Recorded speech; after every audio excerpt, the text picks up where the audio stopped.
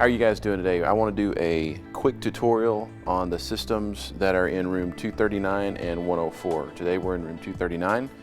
Good thing is these systems are identical. So once you learn one, you've learned them both, okay? So what we're going to do is we're going to start out here. This is the rack, and you'll see down here there's a key on this is a power sequencer. So this is the power for the whole system, okay? So this key right here, currently it's in the off position. We're going to turn it to the on position, okay? So you'll start with that. That's the first thing you do. And you'll notice that some of the things turn on. Some things take a minute to turn on. There's a sequence that it starts up in. So don't be upset if everything doesn't turn on all at once, okay? All right, so what we're looking at here is at the very top, this is the mixer. That's the light right there, that orange light. You want to make sure that's on. You also want to make sure that these microphone units come on. CD player came on, and if you look down here, when everything is turned on, this light will be green. This right here is the amp for the speakers, and that'll be the last thing that turns on. Okay, so you'll know that the sequence of starting is finished when you see that green light down there on the amp. Okay. All right, and so we're strictly going to go over audio on this section. So the first thing you want to do, this runs off of an iPad. When the iPad is stored in this drawer here. So what we'll do is we'll pull out the iPad. You can go ahead and unplug it. Leave that there. Alrighty.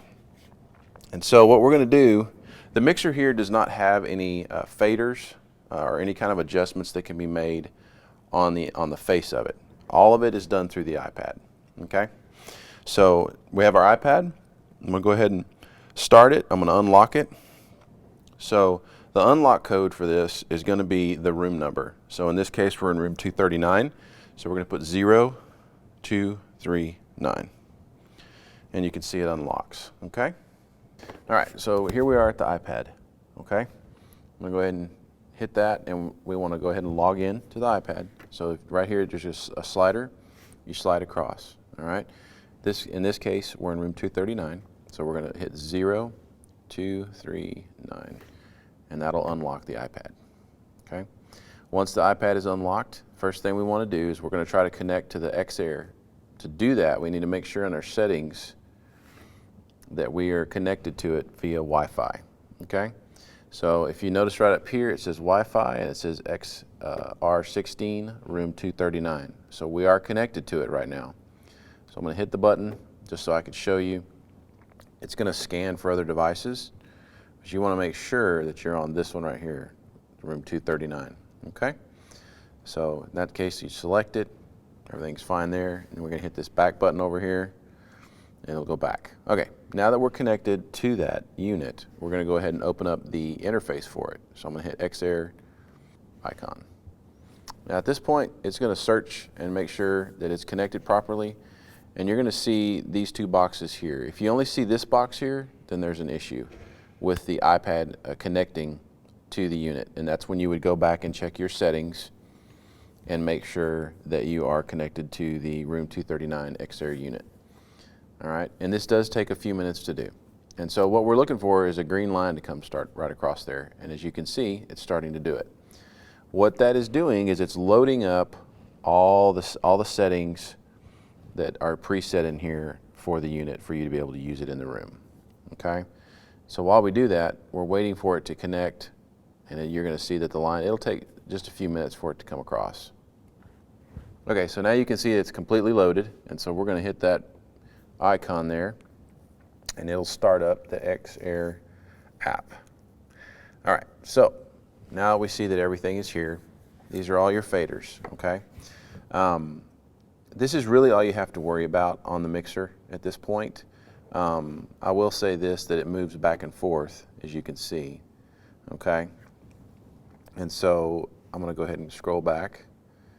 And up here we have a handheld, HH, and then we have headset 1, 2, and 3. Then we have Mac, that's the computer, and these are connected, okay? And then we have DVD, those are connected, it's stereo. Then I'm going to scroll over, and we have CD player / Bluetooth. Okay. Now, what I want to show you here at the bottom are mute buttons. Okay, those are very helpful. Anything that you are not going to be using, you want to mute. Okay, so you just tap on it, and that'll unmute them, okay? All right, and so that's pretty much all there is to it. This over here is going to be your master fader, but you never want to worry about that. It should be set, so you're going to control everything with these faders here, okay? And so what I'll do is I'll grab the headset, handheld, excuse me, real quick, and I'll show you how that works. All right, so here we have the Sennheiser microphone, wireless microphone. On the bottom of this, I don't know if you can, how well you can see that, there's a red button right there. So what you're going to do is I'm going to turn this where you can see the display. I'm going to push that button and hold it, and you'll see it come on. Let me turn it around. All right, and right here is your battery indicator. You have basically one battery mark, so that means that this battery is going to be going dead pretty quick. All right, and so that's on. All right, so now if you look over here, we're on handheld 1, you see that I actually am getting signal already. So I'm going to talk into it, check 1, 2, check, check, check. All right, we don't hear anything yet, so what we want to do is you always want to make sure that you turn this fader down first, okay, then unmute it. All right, once that's done, then you talk into the device and you'll bring it up slowly till you hear it in the room. So there you go. That's how that works. All right, and then I can mute it, and you can see the sound goes off, and I'll unmute it. The reason we want the fader down before we unmute, okay, is because if that microphone, if you have this up all the way or pretty hot, and you unmute that, it'll create feedback, which is what we don't want. So that's why we bring the fader down and then unmute and then bring it up slowly to the level that we want it to be on. In this case, right about in there. Okay? You should never need to go all the way up to the top. It should be plenty loud.